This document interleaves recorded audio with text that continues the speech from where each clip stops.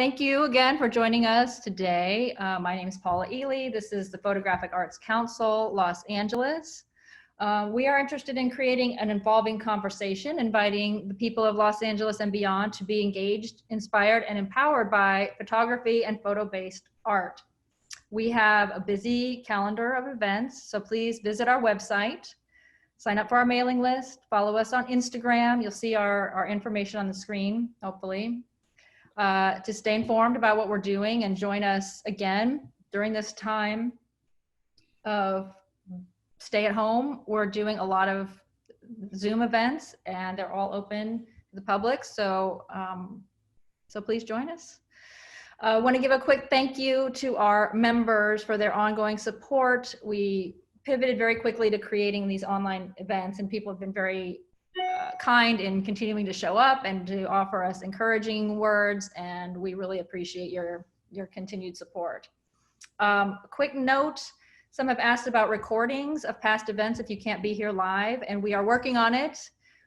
We were not quite ready to start living on Zoom when we began doing these, so it's in the works, and so check back to pacla.com in the next week or so, and they're going to start to be there. And we will email about that as well. So with that, I'm very pleased to welcome back to PAC LA for PAC Talks, Regina Mamou, who is Hi, everybody. to offer some insights on the work of Gerhard Richter. Quick note about Regina. She's a visual artist and art lecturer with a specialization in photography and contemporary art. She received a BFA from the Rhode Island School of Design, an MFA from the School of the Art Institute of Chicago, and a Fulbright fellowship to Jordan. She is currently the first artist in residence at the Vendée Museum of the Cold War in Los Angeles. She is also a part of Art Muse LA, which is also doing some great arts programming. Thank you to Claire Cunny for helping to facilitate this talk today. They can be found at artmusela.com. And Regina is on Instagram at Regina Mamou. So check her out there for all the news. So with that, you are welcome to use the chat during the talk. Regina will not be paying attention to that, so because she's focused on what she's doing, but I will say goodbye now, and then about 3:45, I will come back and we will do a little Q&A. So with that, take it away, Regina. Great. I'm going to stop sharing my screen.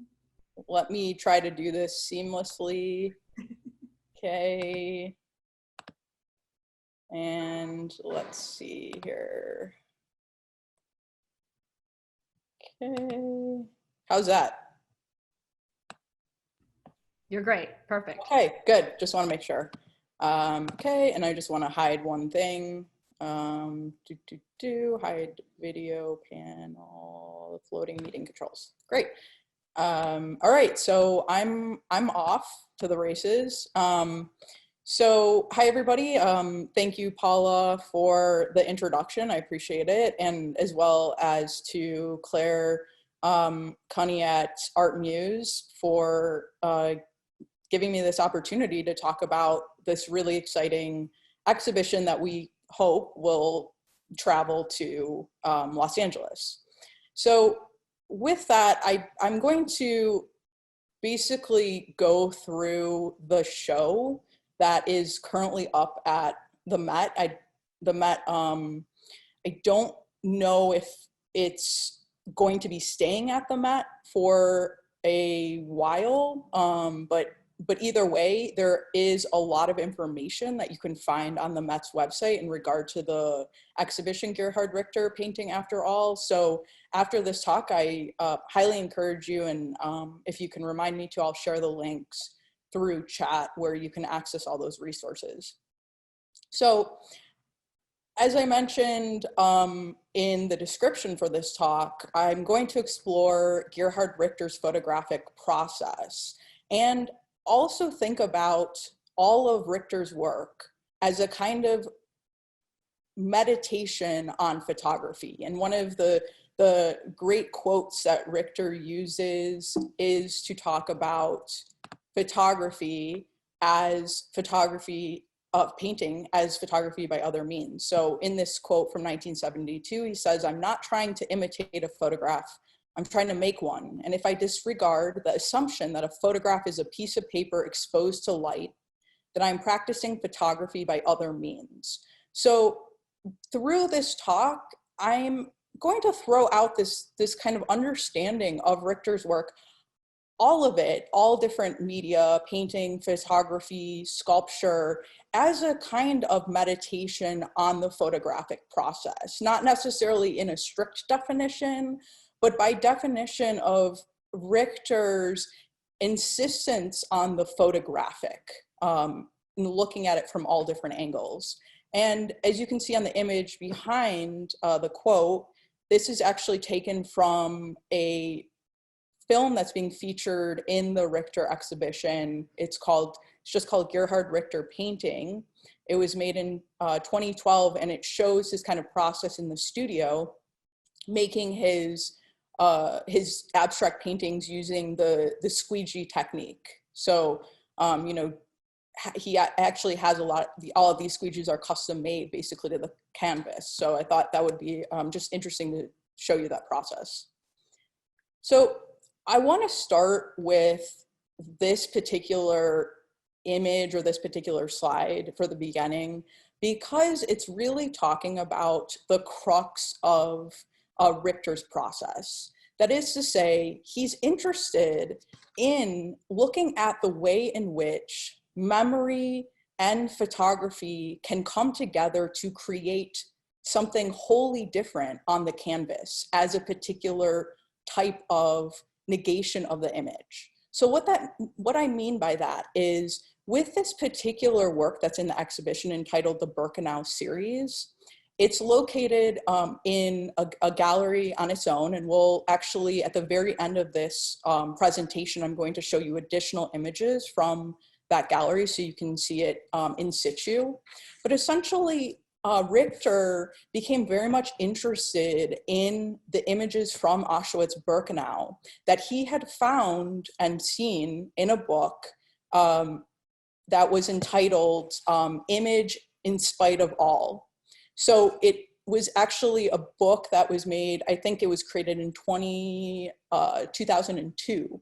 And essentially it's breaking down 4 photographs that had been taken in clandestine way by the Sonderkommando, which were mainly Jewish prisoners tasked with carrying out the atrocities in the gas chambers. So these were all taken, there are only 4 known images, and they were all taken in ways in which the image is blurred, or you see these diagonal lines, they're out of focus. But essentially, it's to say that these images, if you're not aware of the context and you were just to look at them solely as images without the information about it being from Auschwitz-Birkenau, it would almost strike you as just a banal image or banal images of trees or maybe accidental photographs that had been taken. But Richter was basically found out about these photographs and saw them for the first time in the 50s when he was living in Dresden. And he was a student then at the academy in Dresden, living in East Germany after World War II. He was born in 1932, so he was a young artist at the time. And he remembers seeing these images as being a kind of pinnacle turning point for the way in which he started to view photography and the ways in which painting or other mediums could help to break down and unpack the visual language that images dealing with atrocities often have times, it's almost difficult to kind of separate those 2 elements. So he started to think about the ways in which both figuration and abstraction could work in tandem to essentially start to make new meaning of a world that had been just recently greatly affected by World War II. Apologies, here we go. So here I wanted to show you kind of working backwards, so I just bear with me for a minute because we'll then go more in a chronological fashion.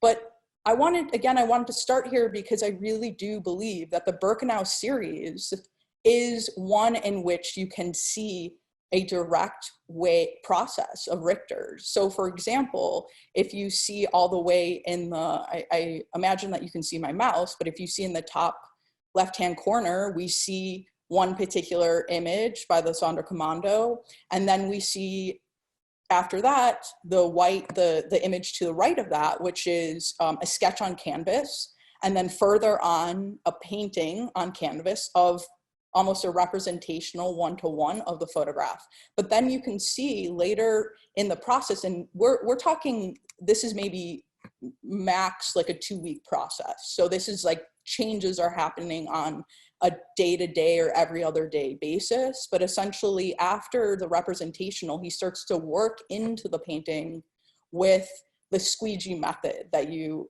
the small film still that you had seen previously. So he worked in with the squeegee, kind of obliterating this picture of atrocity, and it slowly goes through this kind of what can almost be described as a kind of in-painting, a way in which Richter is working again and again into the painting to basically extract particular aesthetic elements that he feels like are commanding and speak toward the subject matter, but also his aesthetic sensibilities, which he describes as very like intuitive.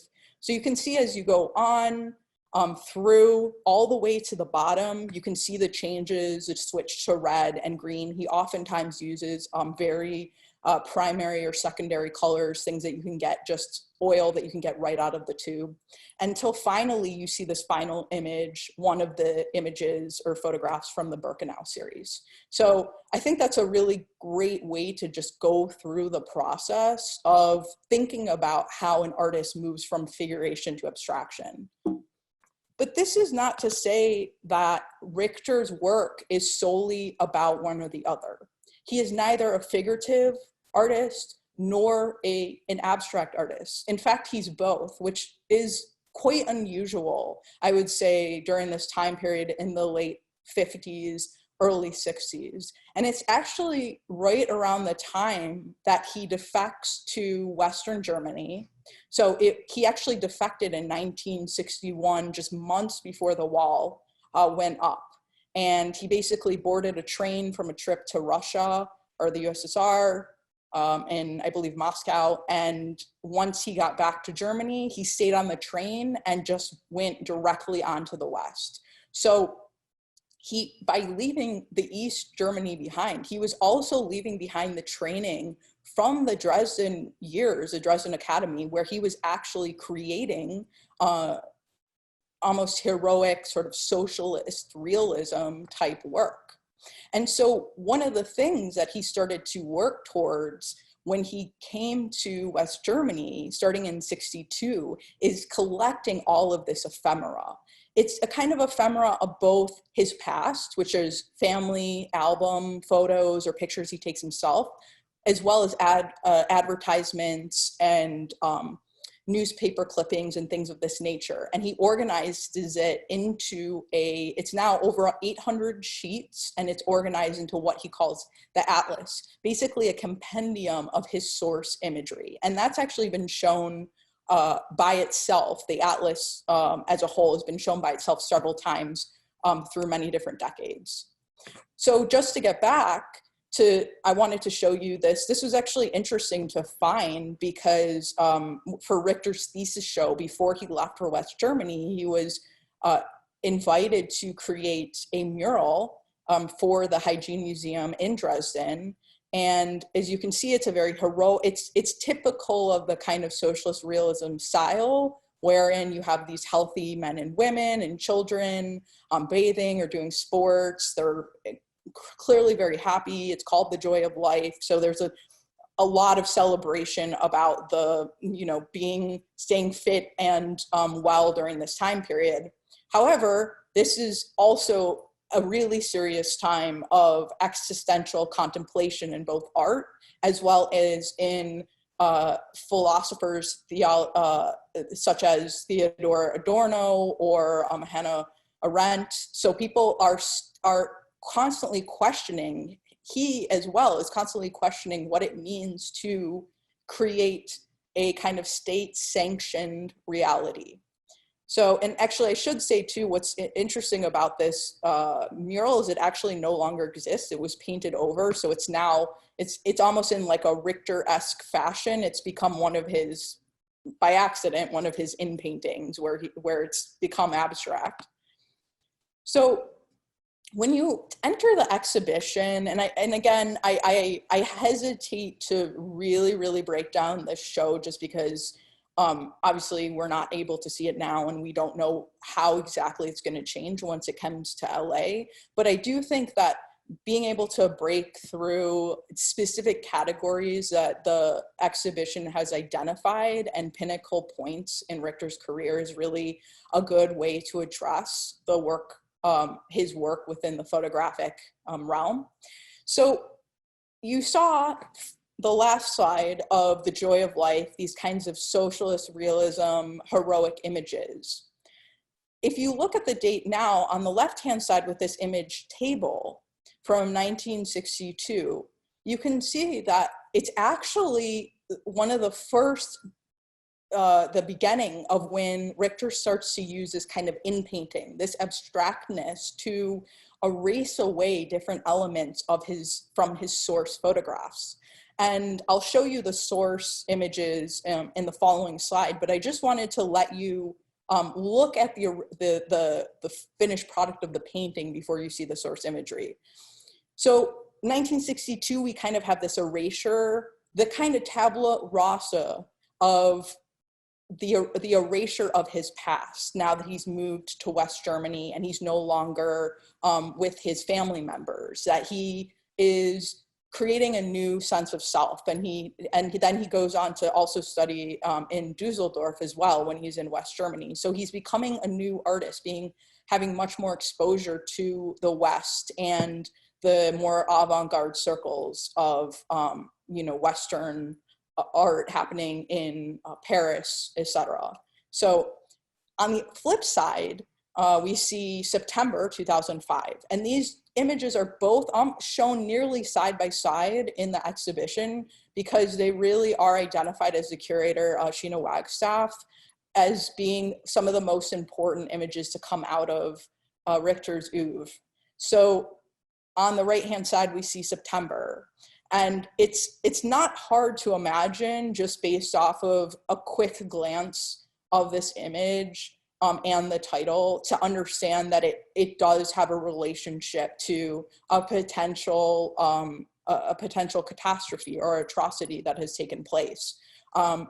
We know this to be the Twin Towers, and however, he chose to paint this 4 years after 9/11. So it's interesting to think about the way in which he could have depicted this, which is in a much more representational manner where we actually see the elements of the plane and the smoke, etc., issuing from the building. But he's done so in a way that even though we aren't fully aware yet of what it is right off the bat, we have a kind of collective consciousness that we can look at the date and we can imagine a kind of scenario or event that took place around that time period. So I wanted to show you now the source images. So we see the tape for the table, for example. This was actually a magazine clipping by an Italian design magazine. And here he actually went in to scribble away the table, this designed object. It's almost like Richter was saying that the object itself is non-utilitarian. It's an object that is, it's meant for more of like an aesthetic function. And in some way he's unmaking it. He's unmaking that particular, that particular type of furniture. It's about design. It's about newspaper and magazine articles and advertisements of the time, but it's also about his understanding of how to deal with representation in a world that has experienced something almost unrepresentable, which is, again, the atrocities of World War II. And then again, you can see on the right-hand side, we see the source images that he pulled from 9/11. And so we start to see this push and pull that Richter has between this kind of he operates in this kind of liminal space right now between the figurative and the abstract. And that's something that carries on over and over again, but it starts off really in early 1960s. Okay, so I would be a bad lecturer if I didn't show you additional photographs here as we're talking about photography. And the reason that I went back and forth about exactly which images to show you in relationship to better situating Richter's work within the canon of the 19th and 20th century. But essentially what struck me as being really important is Richter's interest in the blur, or what one might call the blur, or movement. And so it really, for me, if you look back to photographers such as Julia Margaret Cameron and Steichen, for example, of course, Julia Margaret Cameron was much more of a proto pictorialist, but obviously Steichen was a pictorialist, and they were very much interested, the pictorialist movement was very much interested in separating oneself from the snap and the point and shoot of that time, you know, the Kodak point and shoot of the time, from the fine artist. So it's essentially creating photography that almost takes on an art-like status, so to elevate photography less as a mechanical process and more as a process that is akin to painting or drawing. And so I think these are the things that I want you to keep in mind, is just the types of photographic strategies that were used prior to this, but also how Richter uses both the source photographs and the paintings as a way to reconcile this, these kinds of challenges within within all of the mediums. I also wanted to show two other images from, you know, our kind of art historical, you know, viewpoint. So I also thought of Muybridge as being a really good person to think about in relationship to Richter's work, because Richter's work looks so automated, motion driven. Even if it's not exactly motion driven, there is an insistence on the stopping of time. Not in the typical sense of trying to, like Muybridge, discover elements of the human body that can't be seen by the naked eye, but it's more about the ways in which bodies function within the pictorial space, and different strategies that are used both from technical perspectives as well as from scientific or fine art perspectives, to essentially isolate this figure and create something that is not simply just a art historical painting, like something that we might have seen, you know, prior to the 1800s, where, you know, we'd see images of very particular types of portraiture being made. And I think this is really starting to break away, especially around the 1960s and 70s. You have another photographer like Francesca Woodman, for example, who uses the blur, what I'm calling the blur for now, and I'll kind of unpack that a little bit more in a second.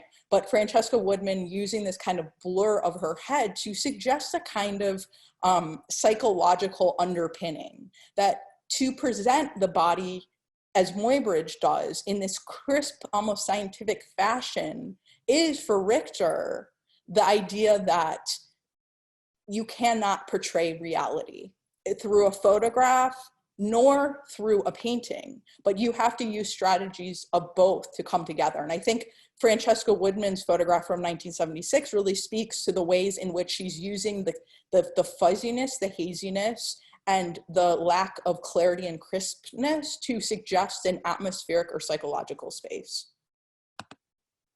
So I wanted to read another quote as we move on to, as we kind of transition to a different style and section of his work. So I found this really interesting in relationship to the photograph again.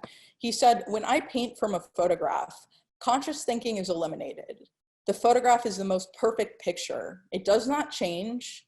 It is absolute and therefore autonomous, unconditional, devoid of style, both in its way of informing and in what it informs of. It is my source. So this is also something he's thinking about with the photograph and the differences between how a photograph shows you something versus how a painting does. And one of the best ways I was when I was doing my research yesterday, and I was watching a lecture in regard to Richter and photography. And one of the things that the scholar brought up was this concept of that the photograph is a picture of the real. It's a picture of reality, but it has a surface that's flat. It's not grounded in reality. It has a democratized surface that is either inkjet or it's color paper or it's black and white, but that's a democratized surface that isn't necessarily changing.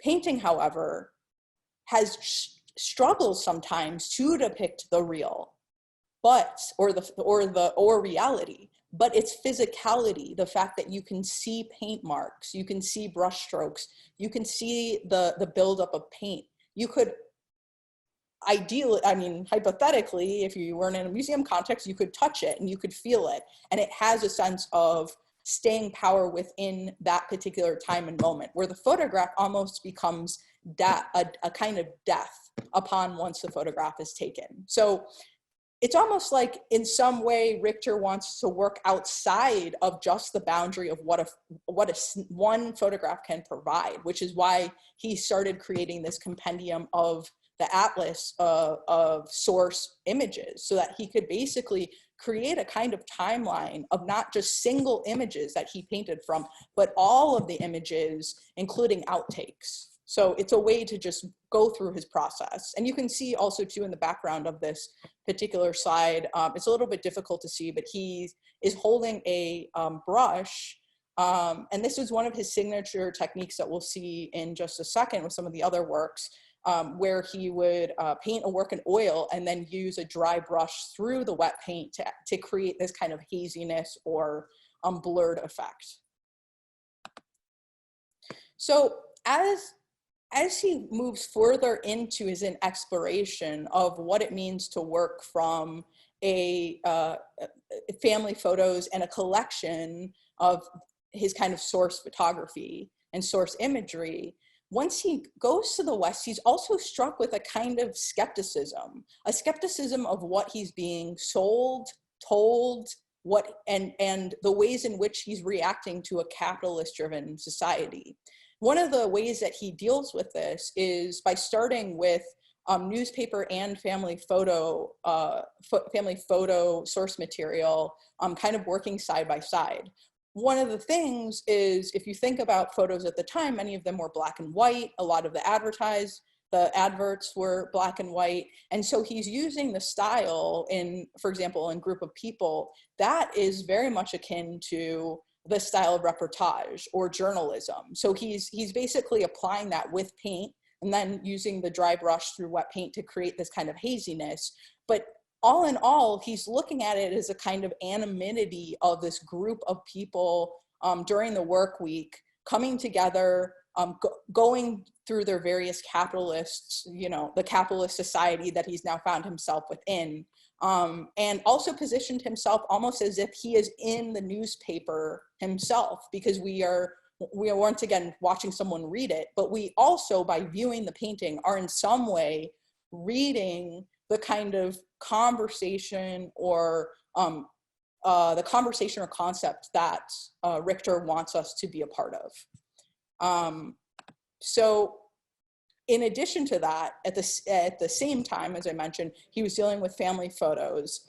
And these two, I would say even more so, the Uncle Rudy has been subject of a lot of, I don't know if the controversy is the right word, but essentially what was difficult about this is that Richter received this box of family photos that was sent from his mother from Eastern Germany, as I mentioned, and then he started to essentially look through these family photos and make decisions about who he wanted to turn into paintings. And funny enough, he decided to actually really lean into the idea of the kind of atrocities and recollection that collective German guilt, as one, it was called that in the catalog of this exhibition, but the kind of collective German guilt and the ways in which the pictorial language can reconcile that. So for example, with Uncle Rudy, this is his maternal uncle, and he was part of the German army during obviously the Nazi period. I believe he died in 1944 in combat.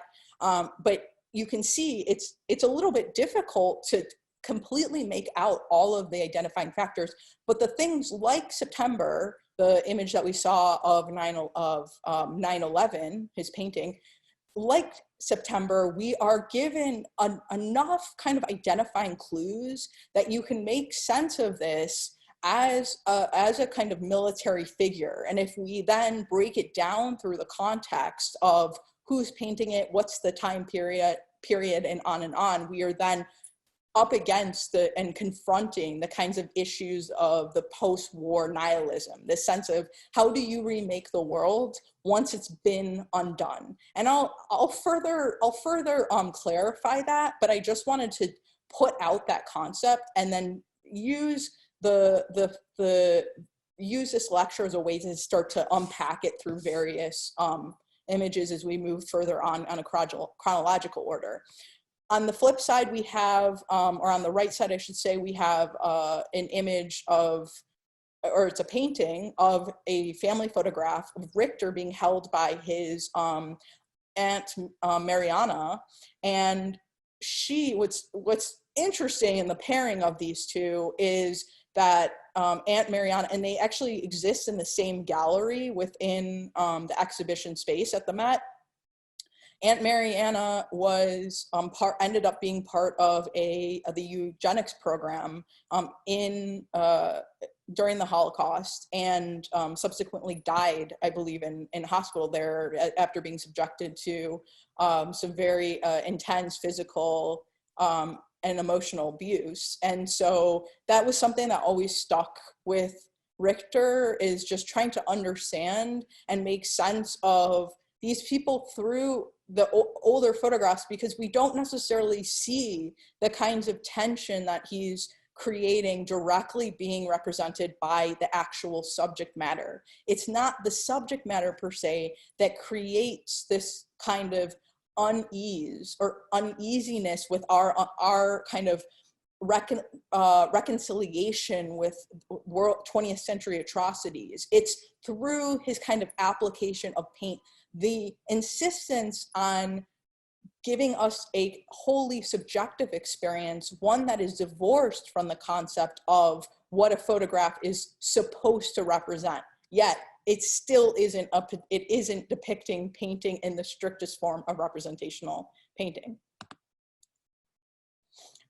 Also, to continue on with the family photos, on the left-hand side, it was interesting because he married his first wife, Ima, in, I believe it was the late 50s. She also defected with him to Western Germany. Here she is with her in a very benign, very banal looking family photo.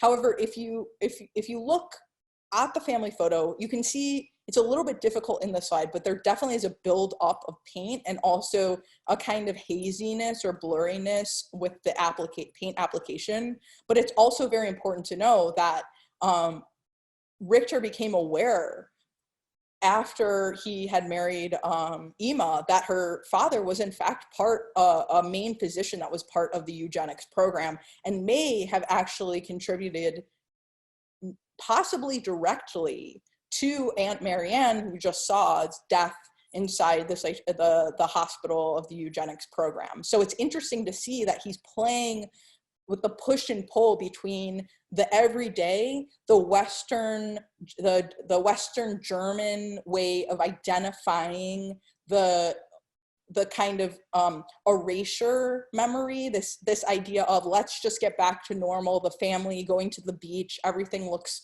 you know, very happy and simple and back to the good old life. But underneath that, it's kind of the, you know, overturning the rock and seeing the kinds of, you know, worms and bugs underneath the rock. It's like it's just teeming below the surface. And by using this particular paint application, he creates a kind of heightened anxiety about the ways in which the figures are posed.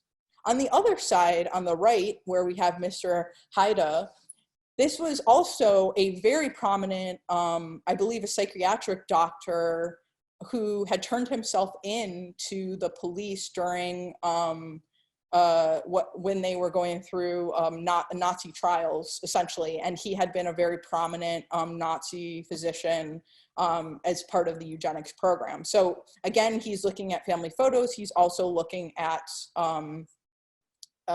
newspaper clippings, and it was very important for him to convey something that could have actually directly affected his familial relationship. And so we see here, I just wanted to show Atlas sheet number 2. As I mentioned, there are about 800 or so. It's an ongoing project.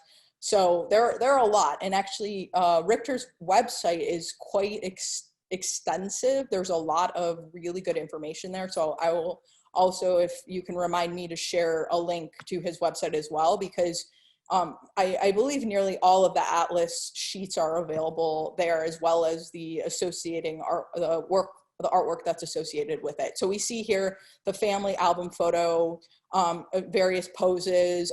It's a little bit hard to see, but over in the top left-hand corner, second down, that's the image that he used as a family at the seaside. And then this isn't from his Atlas, but this is an image of Dr. Haida during his arrest in 1959. And this would have been obviously the kind of news source that he would have been using for his paintings. Now as he moves forward into the late 1960s, and he's starting to gain more recognition and more prominence as he leaves the Dusseldorf Academy, and he starts to be exhibited in, you know, group shows, and people become more aware of his work.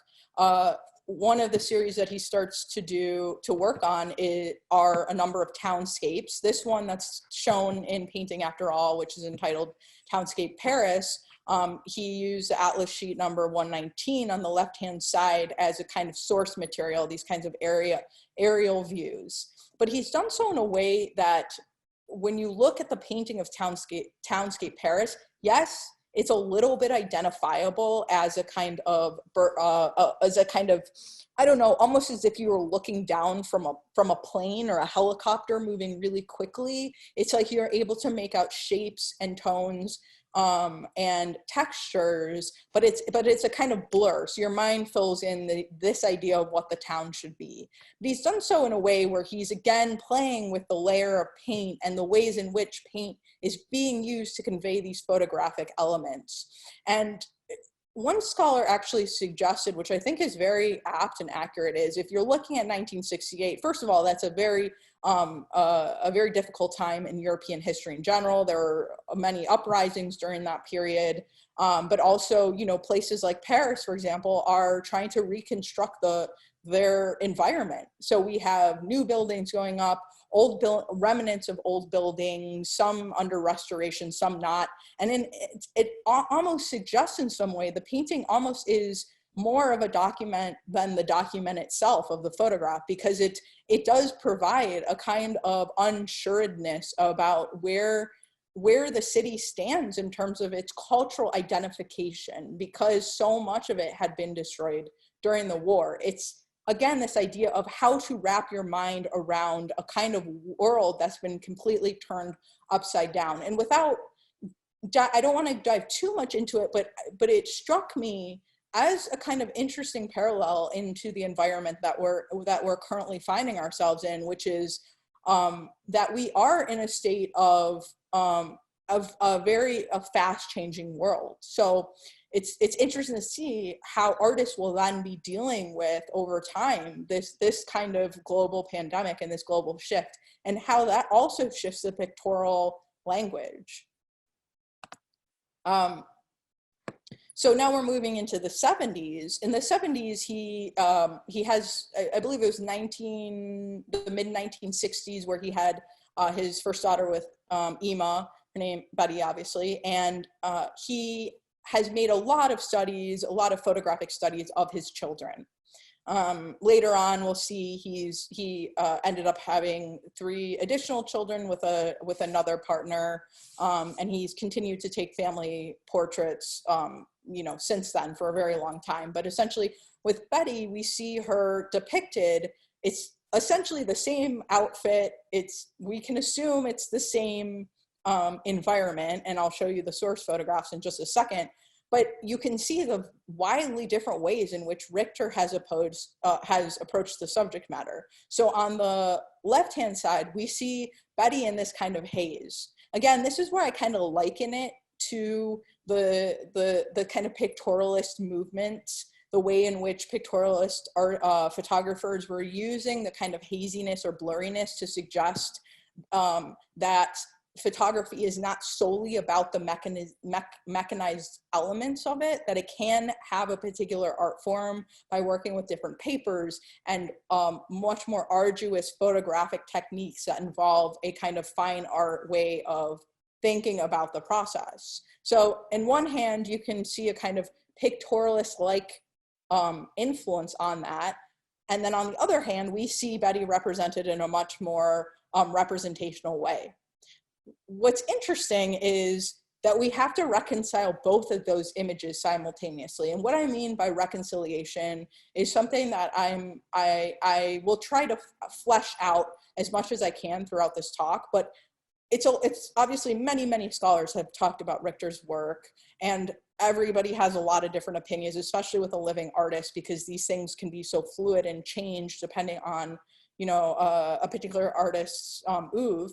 But what I find most striking about these 2 versions of Betty is that Richter is trying to work between not just between painting styles, but between the idea of what a particular medium represents. So if we look at it, for example, through the source images in Atlas sheet number 394, you can see that both of the images are taken from the same time period. They're on the same wall or upholstery, and they're both in focus.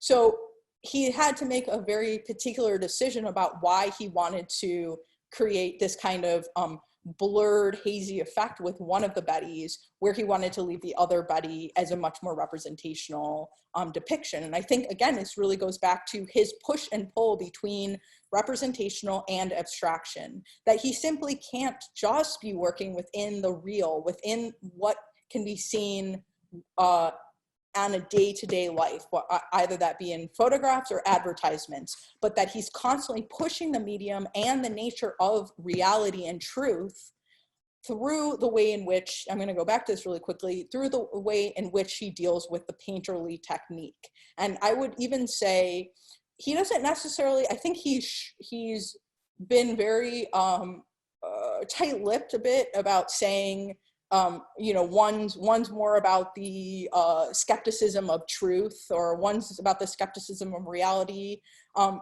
But we can see as viewers and as people that are interested in unpacking, you know, art-making processes, that in some way, as a German living in West Germany just after post-World War II, during this consciousness of when Germany is really trying to reconcile and find a collective way to not bury the memory, but not also do so in a way that it becomes pornographic with constantly showing pictures of atrocity. So there's this fine balance between what we can see and what we can't, what we can and cannot see. And I think that really is at the heart of where Richter is struggling. You can almost see here, there's almost a fissure that you can see breaking apart between these two Bettys, where Richter is trying to negotiate the way in which a painting changes its atmospheric qualities through a particular technique. So moving forward, one of the things that really becomes apparent as he moves into the later 70s and the early 80s is he becomes interested in these much more atmospheric, not just in portraiture making, but also he did I believe it was a trip to Greenland to do a kind of solitary, solo venture where he was taking many photographs, and many of his seascapes and his ice series paintings came out of this trip. And one in particular, the Gerhard Richter ice on the right-hand side, was inspired actually by Caspar David Friedrich's, it has two titles, A Wreck of Hope and Sea of Ice, but essentially he was looking at the strategies that Friedrich was using, which is this atmospheric haziness of light, with the kind of destruction, which is this ship that is kind of capsized and been overtaken by these floes or big sheets of ice. So we see there's a kind of despair in this particular painting, but Richter has approached it from actually what I would call even a more melancholic presentation, which is he's not even presenting the destruction. He's presenting a kind of mood where there is no light. Light it does not exist. Light only, it becomes the fog and the haziness within which he's painting. There isn't a kind of hopefulness to it. It is just a kind of immersing oneself within the gloominess of what a kind of image like this can present. And it's interesting when you look at even the pictures from Atlas Sheet 359 that he took at Greenland. The ice one is located that he worked off of is located directly in this top center on the left-hand side of the Atlas sheet. You can see the images are fairly straightforward that he's decided to photograph, but he's again made decisions about how to push this kind of romanticization of the kind of atmosphere that Friedrich was trying to create, while in turn creating a healthy dose of skepticism in terms of representing a landscape not as a direct presentation of his time in Greenland, but as a way of depicting a kind of melancholia. He was just about to, I think at the time he had just divorced his wife, Ima, and he was just about to marry Isa Ginskin, which was, she's another artist. They would only be married for, I believe, just under 10 years, but he was definitely during this time period going through a much more reflexive period of self-discovery. The other thing is and this is what's interesting about Richter, is he kind of defies definition in terms of the work that he's presenting, because he has such a diverse range of subject matter. But one of the things that he became very interested in was walking around his neighborhood and photographing things just that was in general vicinity to his studio or his home.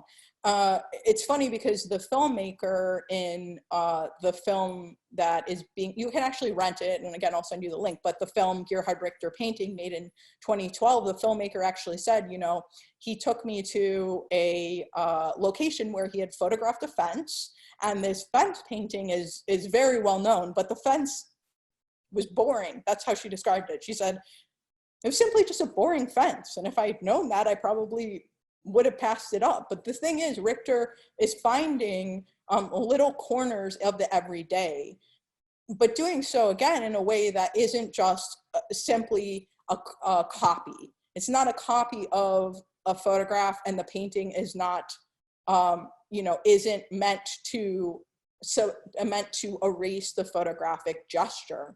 It's simply there to discuss the kinds of fleeting capabilities of light, but also of the remembrance of, if you think back to the townscape of Paris that I had shown you earlier, the black and white aerial view, we're seeing a very different Paris, one that had been upended by the war. And now Richter's coming to it at 1989, just before the fall of the Berlin Wall, saying that that these places are very what look very mundane and banal to us could eventually be erased. So we do live in a very precarious time, one that almost is like memory. It's almost like when you struggle to find it and hold it and make it solid, it evades the mind. So it becomes more difficult to articulate the more you try to force a memory. And so in some way he's doing this through both the understanding of what it means to have just come out of a very tumultuous period in German history, but also a celebration of simply looking at the banal aspects within his neighborhood. On that note too, and I'm just going to check the time, okay? So I just wanted to run through two more abstracts until we get to the final images, which I think are incredibly important. But one of the things I wanted to say is that it's very important to think of, again, Richter's work as going hand in hand with abstract painting. And this is something that's very unusual with painters working at this particular time period, which is he's deciding to make abstract works alongside figurative works. And this has greatly informed also the processes that he continues to make today, such as a piece called Strip that he did in 2013. It's an inkjet print, and it was actually created through an algorithm, a computer program, where he took this particular abstract painting and he then broke it down into a series of lines through the computer, printed out as one long band. It's actually 32 feet, as you can see, one long band that's presented on the wall as a kind of digitization of organizing his color palette. I'm just going to skip ahead really quickly because I think it's really important that we get to the final images. And so really quickly, I wanted to show you one of the most recent images in the exhibition, which is entitled House of Cards, 5 Panes. And one of the things Richter had been using from the very beginning, starting in the 60s, is this interest in mirrors and glass, and also painting glass with a particular color so it reflects a surface back onto an individual. Here, they've actually installed in the mat this house of cards. Looks incredibly precarious. Obviously, it's held together with steel. It's not going to break, but the kind of tenuousness of that materiality is it suggests a kind of fleeting capability of what the reflection represents, but also the fact that you are positioned within a gallery where you are reflected into a surface. The art is reflected into a surface, and not just that, but the building outside is reflected into the surface. So it's kind of this Russian nesting doll of self-reflection within the space, of somebody looking at art and observing yourself actually looking at that art. So you might be wondering now why I'm taking you back into the Birkenau series. And I think it's important, when I was putting together this presentation, I really felt that it was important to do it in this particular manner. So one of the things you might be saying again is, why am I showing you the same images? Well, I'm actually not showing you the same images. I am showing you part of the Birkenau series, but these are actually inkjet prints. Each painting has 4 panels that have been, wherein he photographed the original paintings and then broke it down to this digitized version of the Birkenau series. So he's created a copy of the painting. This is further seen within the room here, wherein the Birkenau original oils are on one side, the Birkenau inkjet prints of the oil, stay with me here because there's a lot of elements, are facing them. And all of this is seen against a 4-panel mirror that's painted gray on the back side. So you're looking into a gray expanse. And while you're looking to that gray expanse, you're aware of yourself, you're aware of the Birkenau series, but you can also see the source images directly across you when you're looking in the mirror. So you see them here in the back, as well as another gray painting that Richter, it's actually here called Gray Bark, where Richter has always been very much interested in presenting the ways in which gray, the tone of gray can be represented in different ways to create variations in a monochromatic surface, but he talks about it as a looking into nothingness. So in essence, when you enter the Birkenau series room, you are entering a kind of unmaking of the original representational image. And this is further reiterated by the ways in which Richter has chosen to use reflection either through the photographic process or a type of photographic technique of the mirror to signify your presentation and your place within the history of this particular atrocity, that we are aware of it, we are looking at it, but we also never want to repeat ourselves. And that's something that is seen through the repetition of these images over and over again within this gallery. So with that, I'd like to say thank you, and now I welcome any questions. Hi, I'm back. Hi. I am a little speechless, and I feel inadequate to come back to this talk in this moment when you've just made this statement. Please submit your questions. If you can note in the text box, it says to all panelists and attendees. If you could try and do that, that will make it more interactive and people can see what the questions are. We're getting a lot of appreciation for this statement of how do you remake the world once it has been undone. Great. Relevant to the moment. I think we all feel that. And our friend Alia suggests this is the question if you're making art right now. Yes. We're getting a lot of great presentation. Wow, this is amazing. There's some interest in what is going to happen with this exhibition. Is it coming to LA? I think what you were telling me is it's still all very unknown. It's really, yeah, Paula and I were discussing, so it is unknown. The Met has said that the show will close, I believe. It was supposed to close July 5th, I think. Their galleries haven't yet opened. They're wanting to open the galleries again August 29th. What that means for the LA version, I have no idea. It would be quite a shame, because as the artists and some of the other readings that I've done suggested, that this may be the last large-scale exhibition that Richter will have, considering he's 88 years old. And it's a show that it's 100 pieces. It goes through his entire, span of his career. It's a very, and it also wasn't necessarily curated. It was a collaboration between him and the organizer, Sheena Wagstaff.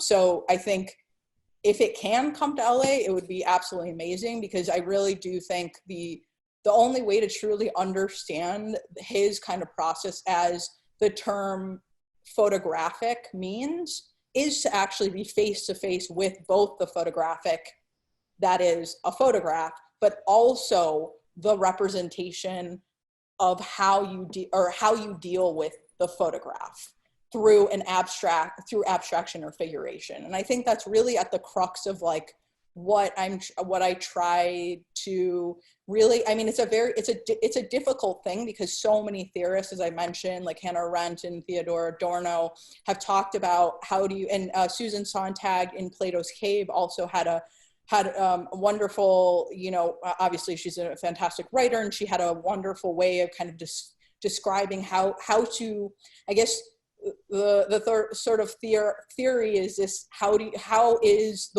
can a world be undone, and how can a world then be reconsidered and shift, because it will shift. And you think of artists like post-war artists such as Giacometti, for example, or Francis Bacon. All of those artists were dealing with the kind of sense of not being able to depict humanity after they had to reconcile with the kinds of atrocities that they had been witness to.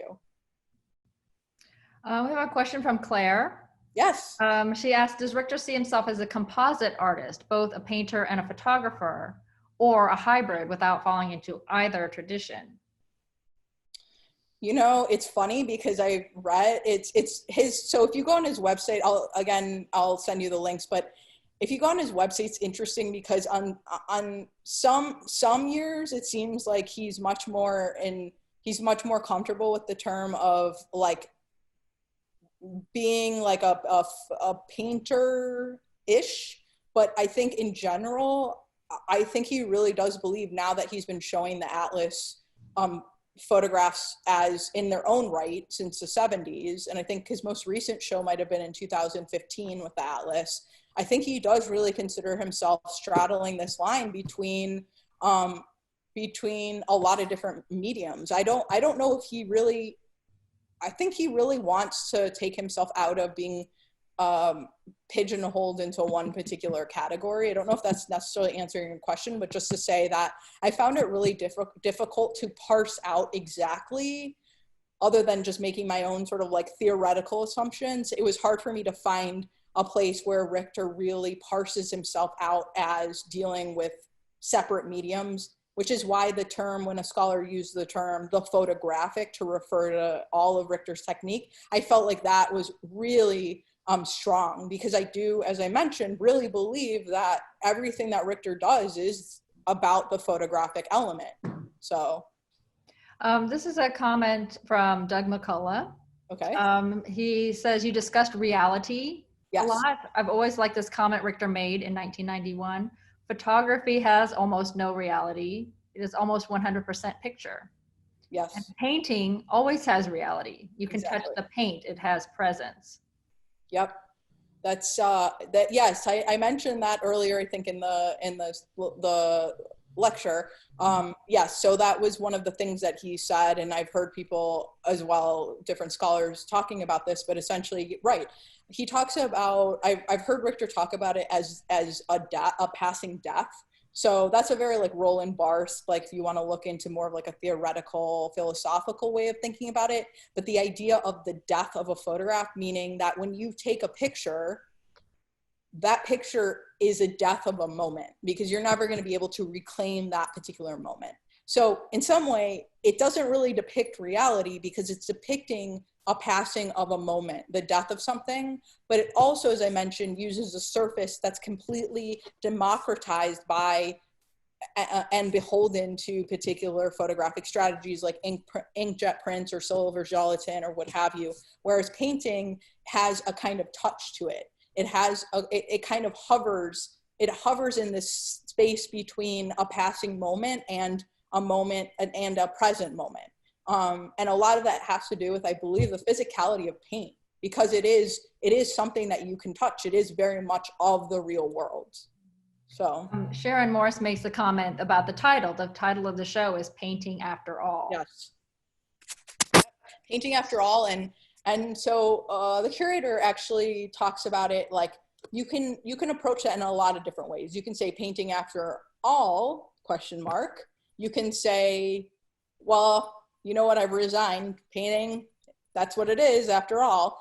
Or you can think about it in relationship in a much more deeper level. You can think about it in relationship to Richter's interest in the Birkenau photographs, with this book coming out describing the 4 images, as I mentioned, image, despite of all, and that's been suggested that Richter did in fact choose that title because of its reference to the Birkenau, the theoretical conversation that surrounded the Birkenau Sonderkommando photographs.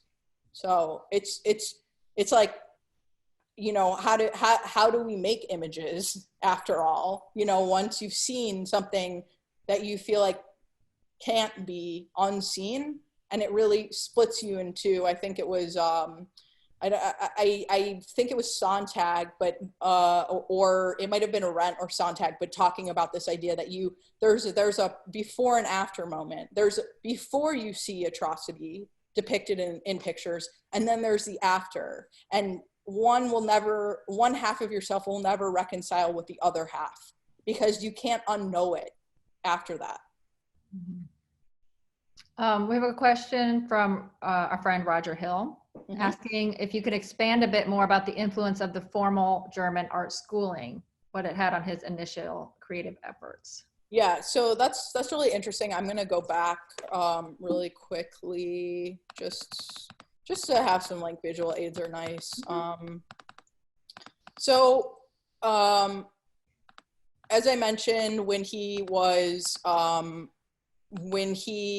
in, I mentioned, right, so when he was in Dresden, he was doing much more socialist realism work. He had a number of professors that they were not well known, but a number of professors that he looked up to, that he considered possibly doing mural work. Once he defected to the West, he was very much influenced by Blinky Palermo. He cites as one of his, was one of his good friends until his untimely death. But Blinky Palermo, obviously, he talks a lot about the pop and minimalist movements, such as, you know, obviously Donald Judd, Frank Stella, Carl Andre, Ankawara. I see a direct link between Ankawara's work and Richter's work, which is this using a painting as a photographic device almost to show a date in time. But this kind of environment, the kind of pop and minimalist environment created was hugely influential. And it was actually when he had gone to Documenta in Kassel, Germany, I believe it was in 1959, where he had seen a number of very important German artists. I'm off the top of my head, I'm just forgetting, so they're important, trust me. But that was essentially what made him decide to defect to the West, was he realized that there was no career for him as a contemporary artist living in East Germany because of the state restrictions. Interesting. We have just a couple more questions. I hope if people need to go, we understand. Aside from their surface quality, how does Richter derive a different meaning from photographs than from the real? Would you? Yeah, let me just take a second on that, because I think that's a really interesting conversation. So obviously Richter makes photographs, not just through the atlas, but as you can see, for example, as I was talking about with this image, for example, strip, this is an inkjet print. So he is making images. It might not be the brand of imagery that one might think about when you see his atlas and his compendium of collected source imagery, but I think he does believe that there is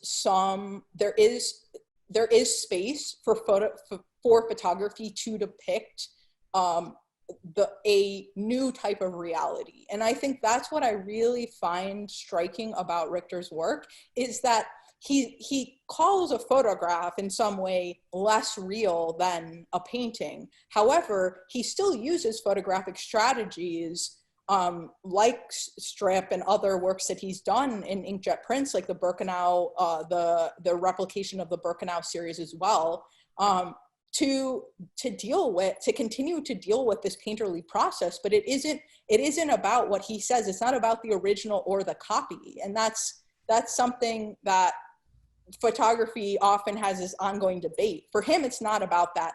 I think he thinks of photography as strict photography, as being not grounded like a snapshot, not being grounded in the real. But I think he understands the inherent importance of dealing with a photographic techniques as pushing forward this concept of what it means to make a copy of the copy, with all the copies being at the same level without any hierarchy involved.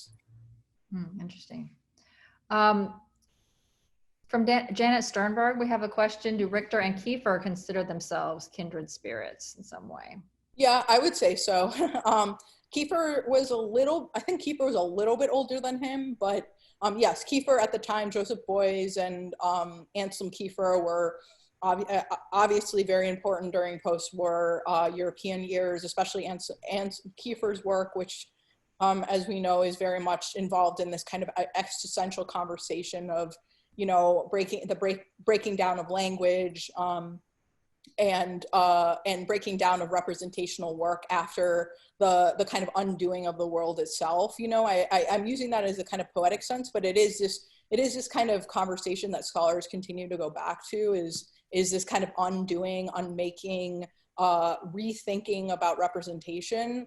I would say that they're very much kindred spirits. I know, though, that Richter is very, very, very adverse to being like lumped into a group of artists. And I think he does, for that reason, actually stands alone, which is why I think his work has been so successful, is that he really is an outlier in the case of post-war German art. But I definitely, Boy's Fluxus work, he mentions Fluxus work as being incredibly important to his practice, and of course you cannot deny that Anselm Kiefer was part of that. Interesting. Okay, I have put the link to the Met exhibition website on the chat, as well as Gerhard Richter's own page. So if you can find, if people want to investigate further, there's also a catalog. Yep. And we will see what happens in terms of traveling with this show. But in the meantime, thank you so much for this wonderful presentation and these great insights. This was really terrific. Yeah, I think we're gonna wrap it here because we're after time. And yeah, sounds good. Really appreciate it. Thanks, PAC, and thanks, Art Muse, Paula and Claire. And I really sincerely appreciate all the panelists, all the attendees today. It's really amazing to have just that energy. Even if I can't see you, I feel your energy, and also your comments and feedback and questions have been just very, very important. I think definitely something that, you know, we should all be investigating further, especially if the show travels. So thank you so much. There's one last question about, there's a film about his painting technique. Yes. Know where that can be found? Yes. Do you want me to share the link with you after to share, or you want me to share it with you now? If you have it handy, we'll just put it. Yep. It's so you can actually rent it online. I think it's only like $9 or so. It's not super heavy, but it's incredible because also the filmmaker, as I mentioned, she had done a short with him, I believe in 2017, when he was, or 2007, excuse me, when he was doing work at the Cologne Cathedral. And so they decided to do a longer presentation of the video in 2012. And she's really, really plays up the kind of sonic element of it. So it's really, it's quite beautiful because there's a lot of silence with him dealing with, you know, the squeegee. So let me go to, how can I put this in? You see the chat? And yes, make sure it says all panelists and attendees. All panelists and attendees. Okay, so here you go. That's the website to the film. Okay. So, yeah, and it's available online and highly recommend. And there's also another film. It's loosely based off of Richter, but it's by I can't remember his name, but it's the filmmaker that did The Lives of Others. He specifically is looking at Richter, I believe, when he was a younger artist. So it's about this. It's actually called Never Look Away, and it's about this idea of what you can see and what you shouldn't be able to see. So it really goes through this conversation we've been having. Wow. Okay. Well, you're getting a lot of thank yous and applause and kudos and appreciation. So thank you again. We'll call it here, and we'll see you all next time. Sounds good. Have a good weekend. Thank you so much. Have a great day, everybody. Bye-bye.